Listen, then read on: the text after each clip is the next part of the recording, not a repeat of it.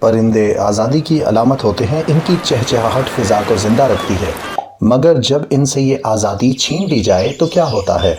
آج دنیا میں کروڑوں پرندے قید کی زندگی گزار رہے ہیں، نہ وہ مجرم ہیں نہ ہی باغی، مگر پھر بھی انہیں پنجرے میں رکھا جاتا ہے۔ رنگ برنگے طوطے ہوں یا نازک فنچز، یہ پرندے اکثر انسانوں کی تفریح یا صحبت کے لیے آسمان سے زمین پر قید کیے گئے ہیں۔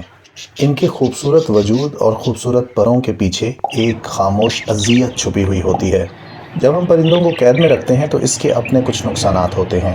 ویسے تو پرندے نہایت ذہین اور سماجی مخلوق ہوتے ہیں، لیکن جب انہیں پرواز، جگہ اور ذہنی مشغولیت سے محروم کیا جائے تو وہ ذہنی دباؤ، خود کو نقصان پہنچانے یا جارحانہ رویے کا شکار ہو سکتے ہیں۔ جب ہم انہیں قید میں رکھیں گے تو جو چیزیں ہم نے نیگیٹیولی ان میں ایکسپریس ہوتے ہوئے دیکھی ہیں، سامنے آتے دیکھی ہیں، ایک تو یہ کہ پرندوں کو ذہنی دباؤ کی تکلیف سے دوچار ہونا پڑتا ہے۔ اس کے علاوہ یہ اپنے پروں کو نوچنے لگتے ہیں۔ ان کی خوراک جس طرح سے جنگل میں اچھے طریقے سے مل سکتی ہے، ظاہر ہے کیپٹیوٹی میں یا قید خانے میں اتنی اچھی خوراک ان کو نہیں مل سکتی۔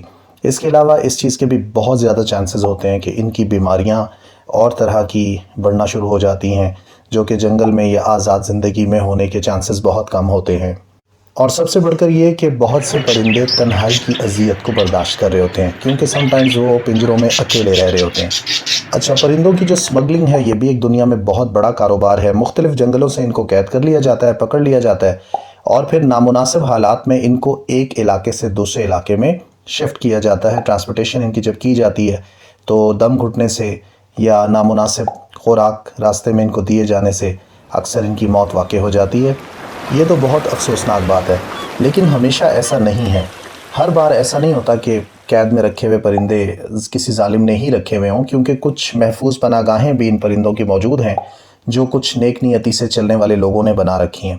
تو یہ ایسے تربیتی مراکز ہیں جہاں میڈیکل اسسٹنس ان کو دی جاتی ہے اور پرندوں کے مختلف قسم کے علاج کیے جاتے ہیں اور ان کو نئی زندگی دینے کی کوشش کی جاتی ہے۔